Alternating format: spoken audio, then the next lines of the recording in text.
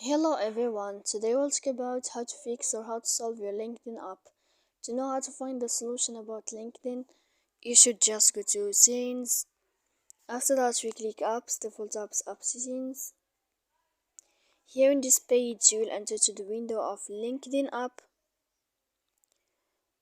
When you'll find this page, you will enter to the window of first stop and we click OK.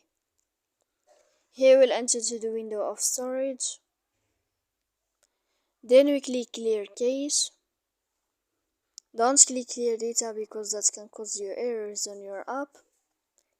And in the end, you can turn off your phone. You can wait a moment to turn on your phone again to fix your issues or problems you have on LinkedIn. So please don't forget to support us by like and subscribe. See you next time in another video, and thank you for your attention.